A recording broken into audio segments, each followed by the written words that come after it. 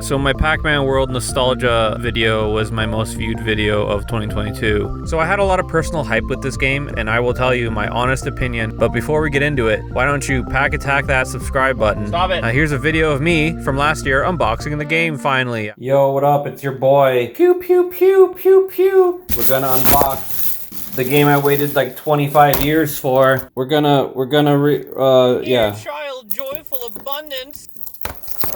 I'm giving you the experience of ripping the cellophane off of the... There you go. 25 years and $40 later, here we go. Oh, yeah, there it is. Yeah, you got it, yeah. So here's my opinion. It was okay.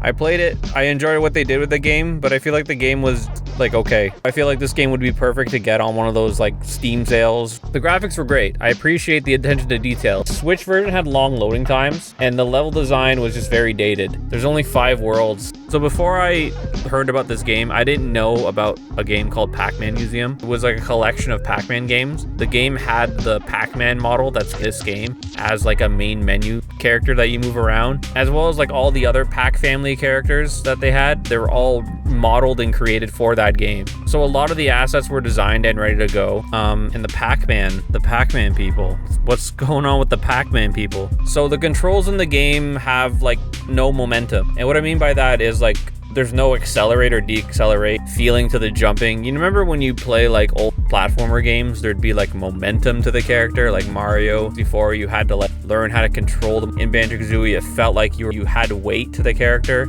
And even in Ukulele, they felt very light, like the way they'd move around and slide and everything, and you had to like control that.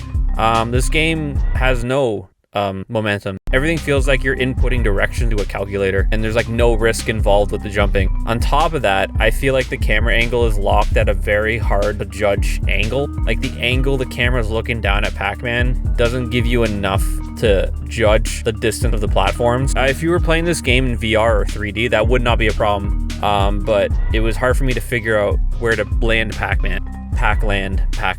I'm trying to Pac-land Pac-Man. Pac-Man has a flutter jump that you can use. I did not know that. So I mean, like that would have made it easier that, oh, you can do the flutter jump and land perfectly, but I didn't know that. In the levels, you can collect like a Galaxian character, and then you would go into like a maze, which kind of was a callback to the original Pac-Man. They were cool. They were not exciting enough to go back, but they were fun to like find. The collectibles. So the coins are meaningless as far as I can tell. For me, apparently. I found myself avoiding collecting the coins and not going out of my way to get them because there's a slot bonus minigame at the end of every level, and it's just dumb. It's just easy.